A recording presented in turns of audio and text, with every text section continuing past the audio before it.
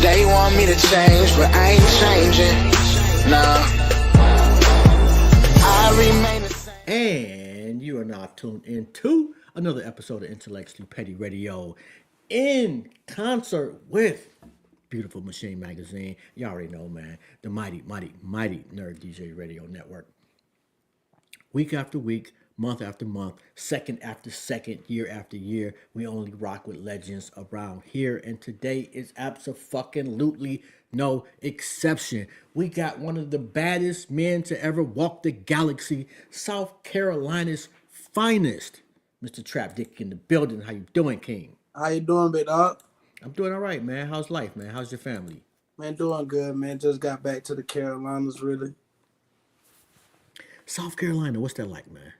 Man, I ain't gonna lie, it's wholesome. It's family, like, just getting here, feeling the best feeling. Like, I ain't gonna lie, it's been a good feeling, though. Like, I ain't gonna lie, you got the good chicken, the good wholesome food, the country, the woods. You got everything.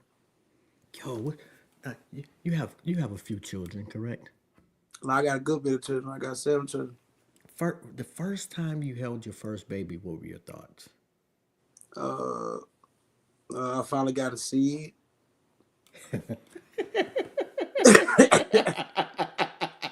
Were you scared? Because I was scared shitless. I'm not gonna lie. No, I probably wasn't scared. I was just happy though, just to, just to be able to say I got a seed. That's so fucking dope, man. You can tell by the look on people's faces when they talk about their kids, man. Oh yeah, I was 20 though. I was older. I was kind of older. Really? You think that's older? Yeah, I was 20 years old. Put your phone up just a little bit so we can get your face. Okay. Yeah, I was 20 when I see my first child. Oh man, yeah. What was I? 19? Yeah, I've been there, bro. Anyway, I'm sorry, man. I'm just a nosy nigga, man. Music wise, man, when did you fall in love with hip hop? I fell in love with hip hop probably at the early age though. Like I could say 15, 16. When you start writing for yourself? Oh, I didn't start rapping till I was like 21. Mm-hmm. 21, but I fell in love with hip hop early age, like 16, 15. So were you dope initially, or did you feel like I could get better? I felt like I could have got better when I first started rapping. What changed? What really changed for me was just me listening to the other music, me getting a better feeling of rapping. Like just me getting to it. Like I guess like how they saying perfecting your craft. It was like me just practicing more, going to the studio more, me just working more. Who were you listening to when you first came out? When I first started rapping, I was listening to Future, Meek Mill, my little brother Hardaway, Trouble, J. Cole, Andre 3000, like just those type of rappers. Your little brother Hardaway. What was he like when he first started? He was like he started off hood fame because it's like you got to think about it. We was 15. He was 15, 16. I was 17, 18. We already in the clubs. He already in the clubs. He already performed in the clubs at a young age back then. So it was like everybody already knew who he was in the hood. And when you from Carolina, it's not like you it ain't like you right beside a city that's overpopulated with like 30,000 or 40,000 people or 100,000 people or 200,000 people. Like, so you in little towns. You in a little town that's like 4,000 people. Then you got another little town that's 3,000 people. So, bro, kind of had a well-known name around the area that we was in. And this is your younger brother. Yeah, my younger brother. Yo, so how? He's still doing it though, right? Yeah, like he actually got incarcerated. He did like 5 years in the federal penitentiary. That's how I kind of started rapping in between the time while he was doing his time. Oh wow! So he got out to a nice little bag thanks to Big Bruh. Yeah, he got out to some change, like just having some little street money, like little money. At what point did you realize, yeah, I can feed the family off this shit? When I first did my first show, when I did my first show, and I took home a decent, good bit of money from the door. I, Really? You did it yourself? yeah, my first show, actually my first show, Frank De Niro helped me out. He helped me out a lot because the club didn't want to let me book it myself due to my background. I Mm-hmm. never had a violent show or nothing like that. This was my first show actually. I never, still to this day, I never had no violent activity at a show, but due to my background back then, the clubs didn't want to let me book it. So I went through another artist, Frank De Niro. Shout out to Frank De Niro. He booked the club for the same date that I wanted, same everything, and just threw me on the flyer late. He threw me on the flyer late as crazy. And, my mom was at the door. He had his family at the door, so it was a good experience to see the money come from the front to the back while we was at the back, and we counted up every drop and stuff. So took home a good bag, and I realized like, dog, I just made almost 10,000 off a show. So I know I can easily get paid $2,000 or so. Your mother was there though. Yeah, my mama had me young, so I had her to get the money at the door to make sure I get what I need. So what role does she play now, like overall? She just live her life now. Like I don't like introduce her into the grind mode unless it's the easiest mode. Now if I start throwing my shows or throwing them and me booking them myself, of course I let her do the easiest thing just to get some money. But I'm to the stage now where she ain't gotta really do nothing for me to give her a little bit of paper or do a little something, or like if she needs some couple acres or something, I come through. What song was the song for you that really got it popular? Um, as of to this day, Blue Devils got me to the stage that I am right now, and No Love. Uh, Hood Famous, like being in the hood. It was a little song I had called "Ride for Me." It was the first song I ever had to get on the radio. Mm-hmm. But Blue Devils actually took me to that next level from the on the radar performance. That song is fire too. Though. Who produced that one? Loco. And, Loco is from Texas. and speaking of that, let me make sure. Is it ZG the goat? You got a That's my few. dog forever. You got a few That's songs with ZG. I him. got a bunch. Yeah, that's my dog. He's actually a Russian kid. I've been dealing with ZG since he was like 15. Y'all got a hell of a chemistry together. Yeah, that's my guy. That's my guy. He produced like my first tape I did in like 2021, The Trap or Die. I had redropped it with him again, 2022, Trap or Die. Yo, and I was talking to Drew a little bit off the air before we started the interview, and I was saying that guy brings something different out of you. It's like the DMX doing slipping. He taps into that for you. Yeah, yeah. Am I ZG actually, tripping or would you agree? no, I agree. ZG actually gets me in that grind because we got songs with no drums. That's like where I change my whole type of flow, and then he give it to me where I might want to get back in my street vibes and talk my way into it. Most personal song you've done. Say it again, sir. Most personal song you've done. Philadelphia. Why would you say that? Um, Cause I was actually all my songs I spit the truth. Like all my songs I spit the truth. Mm-hmm. But I think Philadelphia, you really can hear me talking, preaching more because there's no bass, there's no drum, there's no nothing. It's just me talking, me rapping, me singing. And you got shot in the face, Yeah, correct? yeah. And you didn't pass out. No, You wasn't tripping. Did you pull the bullet out yourself? no. Actually, I went to the hospital and they didn't think the bullet was still in. My cousin had pointed it out to the doctor, like, hey, he got a little knot on his head.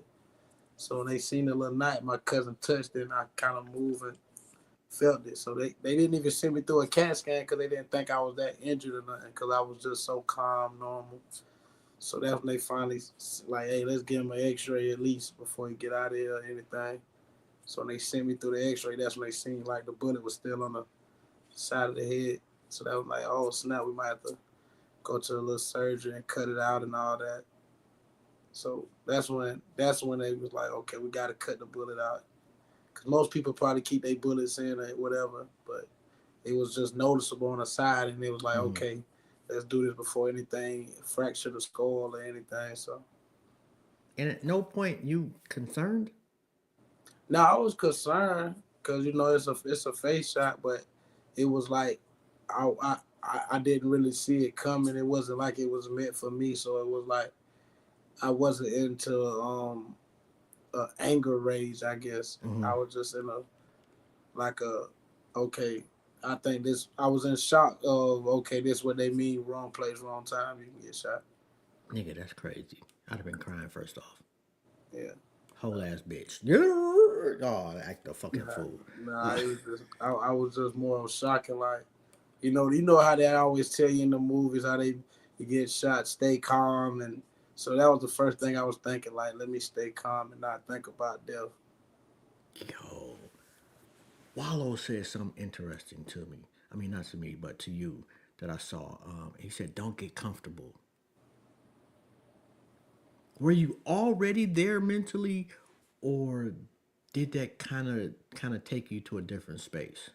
Nah, anytime somebody that's a legend in the game or that got more knowledge or history than me, or I feel like is doing the right thing in positive ways, I soak all that in. So it always takes a another like a positive effect on me. It always make me feel it more. But of course though, as you can tell how I move, um, I'm always never comfortable in the situation if my family or if I ain't comfortable all the way. Like of course though, but of course him telling me that makes me feel even more comfortable, knowing that I can't be comfortable. You get what I'm saying? Mm-hmm. What was it like doing a song with Boosie? It was legendary me doing the song with Boosie because it's Boosie. You feel what I'm saying? It's a street legend. Like me and Boosie got similar stories. His granddad and my granddad both are pastors. We both uh, been through trials and tribulations. We both come from the hood. We both got a lot of similarities, and we both do the same thing. And to see somebody like that make it to the different levels of rap and still connect with the streets, it's a legendary thing. I heard somebody say one time, and I'm paraphrasing them, but basically Boosie was like the down south Jay Z. Yeah, of course. I didn't think that shit was true Nah, nah, until I but started seeing the love that nigga get down south is crazy. yeah, but like if you ever pay attention or picture it or see it or even Google it, like everybody love Boosie, man. South Carolina ain't known really for MCs. Give me some Um, people that you grew up listening to that didn't just for whatever reason didn't catch on to the world. from South Carolina, I actually me growing up, Mm-hmm. it wasn't a lot of South Carolina rappers I listened to, but as in like teenager wise, you got Mr. Taylor, Frank De Niro, but Frank De Niro actually, the me he caught. Like I say, South Carolina is not big enough just to take over because of the populations are real small. Like Mm-hmm. if you got 10 or 20,000 followers in South Carolina, you famous in South Carolina because it's like I say, you come from where it's only towns of 3,000 people, 4,000 people, 7,000 people. You feel me? That's only 15,000 people total right there in the whole city. So if you got over 20,000 followers, you already got more followers than 3, 4 little towns put together. So you the nigga in South Carolina. Like yeah, like of course, because I'm bigger in South Carolina. Like the mayor and other things know me in South Carolina where I'm from. Like the mayor of my town and mayor of the couple cities or cut the town mayors, they know you because the population's so small. Yeah, that's crazy. I can't even imagine. But Yeah, here's the the, population's so small. this is So a question that I ask everybody that comes on the show. It's got nothing to do with anything, just some shit I made up a long time ago. But you're sitting on a park bench and God sits down next to you. And he or she says you can ask them one question. What would it be? I definitely ask them to tell me the righteous ways of living without having the mindset of sinning. You know what I'm saying? I wouldn't ask for no $1 million or nothing like that. Just teach me the right way of going, knowing that's problems gonna come in the way. How can I avoid most of these problems? Man, you strike me as a struggle internally. I've had that struggle. Wanting to do more good than harm. And that's what I mean by the struggle. Yeah, Is that a fair assessment? yeah, like that's anybody. Anybody want to know how to do better than No, wrong. some niggas just ain't shit and they okay being ain't shit. Nah, just coming up from where we come from. You want the good to outweigh the bad, because that's what makes you a good person at the end of the day. They always say, does the good outweigh the bad into the person that makes you know. So what's your grandfather think of what you're doing? Oh man, I know he was happy of me, man. I do everything I'm supposed to do. Like I made sure he don't owe nothing. He got his whole land that he put his work into, his houses that he put his work into, the land that he got beside his people houses that he put in work into. I made sure he got all that still. I'm still alive. Like, he lost his son, which is my father. He lost his son at 17. So I feel like I did everything I was supposed to do. He could call on me, borrow anything he need, get anything. Um, I know he happy. I know he happy. Even though he's not here, I know he happy. I did what I was supposed to. Biggest lesson that you teach your kids that you wish you would have got from your father? Um, I guess I could tell him. I teach them with the sports, so I guess like me coming up, I felt like I didn't have a lot of male figures around. Even though I'm always on the road, like when I get my boys, I try to have some fun with them, play with them, and stuff like that. So I know how important that is when they feel like you Superman and you gotta be Superman. So So was last year? Would you consider last year like that year that that breakout year? yeah, last year was my breakout year where I kind of made the most noise. But I feel like this year is gonna be a tremendous year. Like The jo- this year, the joint with Big X the plug is fucking crazy. yeah, it's going crazy. It's The growing. It's growing legs as we speak. Yo, and the baby, like this nigga was like left for dead hip hop wise a few years ago.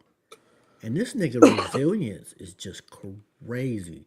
I I gotta compliment that man for not giving up. Oh yeah, like he from Carolina. That nigga, shit was on. Who out there do you want to do a song with that you haven't? Andre 3000. I gotta get him. I don't care if he plays the flute. I don't care what he do. I gotta get him on a little feature. It's really just to get to him or hear some more unreleased that he got in the bag. To be honest, like to see his work craft, to see how he worked, to see he's just an artist from the south that went diamond and all that. You feel me? I just I want to see how the work ethic is and how he did it. Okay, so give me a down south top five MCs. I know we got Andre three MCs, thousand. Yeah, you got Andre. Um, Down south, you got Andre. You got J Cole.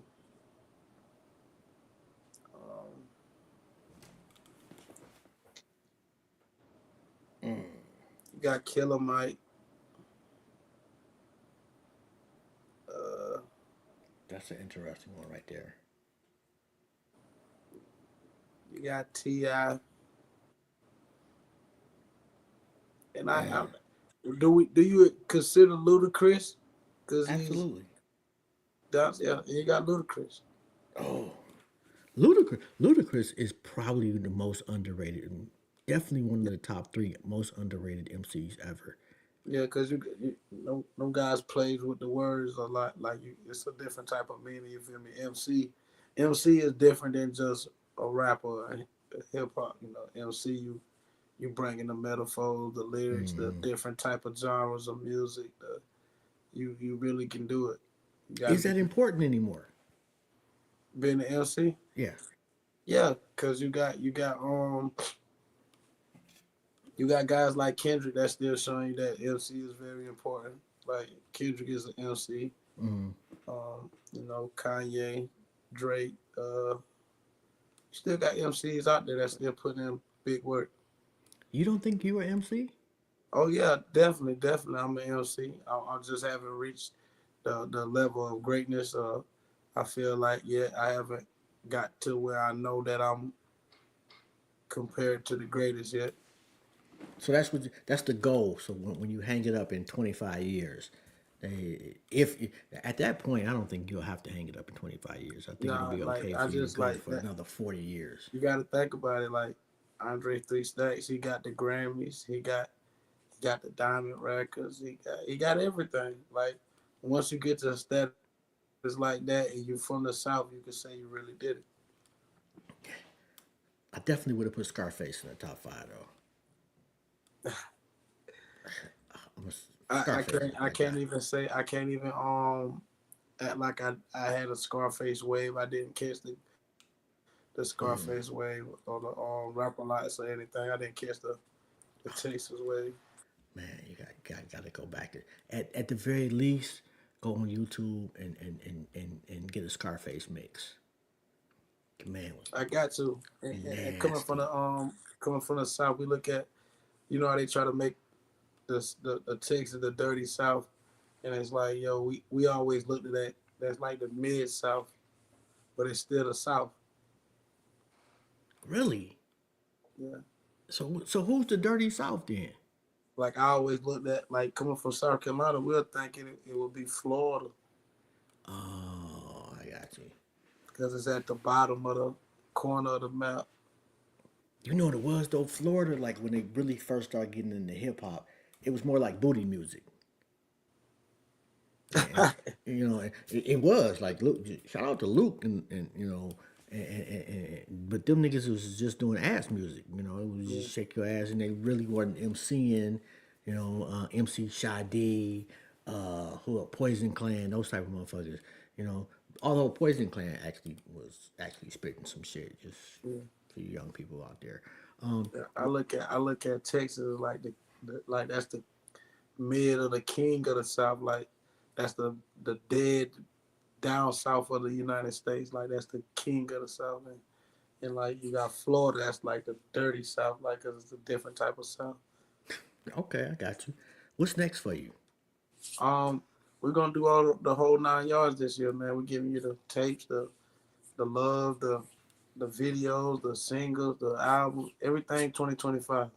I'm You already coming got it in with the the whole chamber. nine You got to make it up. Say it again.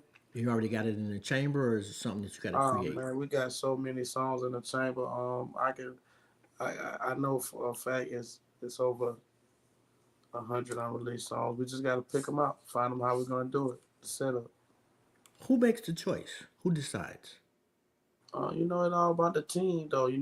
Be real. Like it's like when you have listening parties, when you have the DJs around, when you go anyway, like they gonna give you the feedback when you give them your unreleased songs or tell them spin this or see what they think about this. Press runs, you go to there and you play a bunch of songs, you let them like what you think. Then you go back to the home table and you sit around the family, the hood, the everybody, the manager. Hey, what we think, and then you go from there. Okay, I think we can all kind of like look at shit and be like, oh, I would love the successful part of hip hop. What's the shit you hate about the job? I think it ain't nothing I don't hate because everything is about business. At the end of the day, if you're getting money for something, it's a job, it's entertainment, it's working. You got to put the work in to get the money regardless. So, well, I think the biggest obstacle that I had in the hip hop is like when I work with a bigger artist and I did do a sample or something, Mm-hmm. I didn't know that I really had to go find out who really made the beat and get it cleared and stuff. So Yo, like that, you know, coming a long way from YouTube beats when you're working with stuff like that, it's like, oh snap, I gotta pay this person to use that sample. so it's just like a third, was like a middleman company that kind of does the sample research, and you pay them a fee, and they get it cleared for you, some shit like that. Yeah, yeah, but sometimes you gotta sometimes you might have to pay a lawyer just to communicate with the people, just to pay them some more money. Like it'd be crazy sometimes. What artists gave you the most game as far as the business aspect? The baby, Really? yeah, he really set me down and gave me some real game. And I can't lie, every artist gave me some game, but the baby, I think he gives me the consistent game. Like Right. talk to me every other day about game. Really? Yeah. Big. What surprised you the most? Um, I guess seeing Rollo Rodriguez record because I look at him as a lyricist too Mm-hmm. in the rap game and seeing him piece his verse together like from the middle, then go to the end, and go to the front, and it was crazy seeing him work together. I was like, okay, this is something that I expect from an artist like Andre 3000 or something to be playing with the food and then eat it and bam, it comes out the verse is done. So has your the way you construct songs changed since you started? Yeah, sometimes finding my tone, melody, and all that is real different now. It gets to the point where I might go in a studio and mimic what I think I might say, then come back and put it on wax. Do you miss the old days? Of course, I feel like anybody will miss the old days. The old days is never. Um, the old days are never like terrible if you felt like you was really that guy back in the day. So of course I miss the old days. I love the days now, and I love the new days. That's of course coming. They're gonna be better than the old days. My new days are of course better than the old days, but of course I miss the old days. It used to be fun. I seen myself trying a lot of things. First person that believed in you that was not your blood related. Um, there was so many people. I, I I can't even name it. So many people. There's a lot of people I know believe in me. Like Really? yeah, like I said, I went no like I wasn't no rapper that just came out of nowhere to the hood. So it was like they was already believing whatever I done, I was gonna do it. I kind of made the basketball team, won talent shows, all that type of stuff. Like I said, my father passed when he was 17, so of course the whole hood know who I am at a young age because if he died at 17, that meant he had me before then. So So you was just pretty much just that guy from day not one. even saying I was that guy, but I was the person that they knew. Like I was already well known. Like Yeah. I was well known. Like he's gonna do something. He's gonna play ball. He's gonna either be in the streets. He might follow his granddad, or he might be a rapper. You never know. Like it was just like he's gonna do something. That seems like way too much pressure for me. I'm just saying. Yo, are you on tour? Nah, actually not on tour. Looking to be on tour. Looking to have fun. Done did a lot of arena shows recently. Done had sold out shows, of course. So, ready to put those big boy shoes on. Just really putting in the work. Really giving him something to say he's on tour for a reason for. Yo, what was 50 Cent like? It was amazing. Hearing 50 talk. hearing him, go against the odds though, like that what really makes me enjoy 50 Cent. Like to see somebody that always got his back against the wall going against a bunch of people and always coming out on top is amazing to see somebody from the streets do it. So You don't think the interviews after interviews after interviews gets boring? um I'm not gonna lie to you. I can't say that because I feel like my interviews, the more I do them, the better they get. The more they pick up, the more interesting they get. The more we get to talking, the more fun we have. You know what I'm saying? Because I can say I did 5 interviews, and then my sixth one probably was the best one out of those 5. Ironically, I really hate people, but I couldn't do it that much, bro. Just the same questions and shit. Oh my god, it would drive me fucking crazy. Oh man, nah, you just gotta be able to be prepared for. It's all about communication. Communication rule the world. So who sat you down and said, okay, this is the art of the interview, or this is how you communicate? Cause like, bro, like you got every answer. It's like you've been doing this shit a million years. No, nobody. I never went to school to communicate. I never went to class to learn how to talk. Like I graduated high school, so but nah, nobody taught me how to talk. Nobody taught me how to answer these questions. It's just I guess I got a lot of beatings. My grandma taught me not to lie. You feel me? Go ahead and answer the question. Tell them the truth. Don't lie to them. Give them a straight answer. If you can, try to remain looking them in the face. Stuff like that.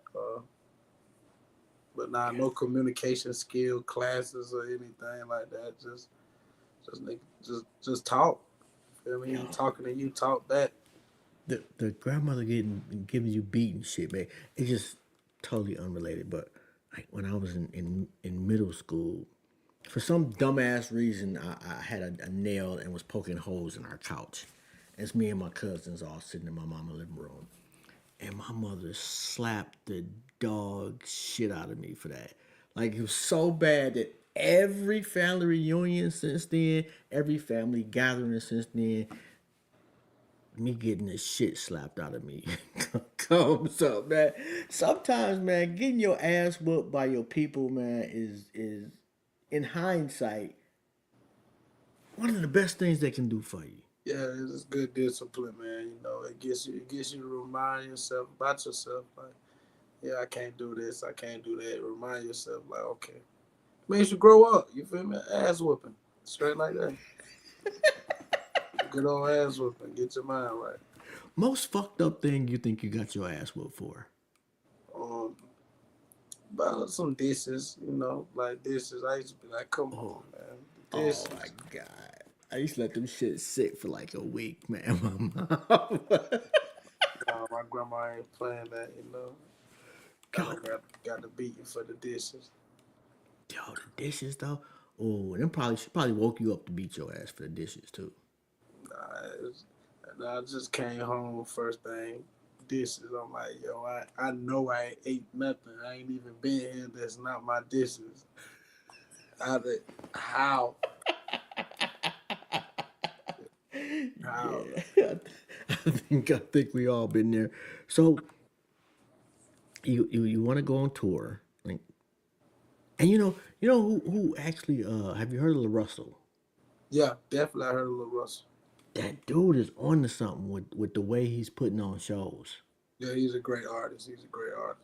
Yo, but the business shit that like I got a chance to talk to him before, and the shit that he's doing business wise is completely revolutionizing shit. But he has figured out a way to do a lot of shows, man, and he really gives a good show. I feel Is like the way he moves is spectacular. He's a spectacular guy. Like he's moving out of the way that you would want to see any artist move, but it's like he's moving out of love for the game and not just wanting to be an artist to make money. Like you could tell that he loved doing what he doing. what's a classic album to you? Classic album, man. Dreams and Nightmares. That's a classic album. Um, It's a bunch of albums I can think about. No skips. Raw Wave really be having a good classic album. Like the albums you can't skip. Mm-hmm. Future might give you one. Of course, um, one thing I can tell you, an album is an album, like so it's a different type of creation. So you gotta be in that type of mode to say which album is a classic album. Have you put out a classic album to you? Um, I feel like the Trap or Die was pretty classic, Mm-hmm. but it wasn't an album; it was a mixtape. So I never gave an album. I never had the chance to sit down and pick out a 20-song album. I always gave like 13, 12 songs, 11 songs. Is that something you want to do? Yeah, yeah, I'm definitely gonna do it this year. Oh, this year. Yeah, this year I'm doing the whole 9 yards. Oh, okay. Why? Why this year? This the year I feel like I let a lot of people recognize me. I showed my face a little bit last year. This the year I feel like I break out and touch at least half of the world. Are you the dopest nigga out right now? No matter what, Are you the best nigga out right now? I wouldn't consider myself the best. I'm the realest. I feel like I can't say I'm the best because I see competition. I see people that I feel like is better than me. But I feel like I'm one of the realest that ever come through the game. Who's better than you, nigga? I feel like Andre 3000 and, and the guys that Not got the flute Andre. I'm sorry. Respectfully, it's not the flute Andre. yeah, but the guys that got the diamond records, man, you feel me? Kendrick just won 5 Grammys. You feel me? Beyonce won some Grammys. There's a bunch of artists I can say that's ahead of me that I feel like I gotta figure out how they do it because they do it over and over. Once you can do it over and over, that means you're one of the greatest. Oh, and my bad, man. Apparently, I've been running my mouth too motherfucking much. They want me to wrap this shit up.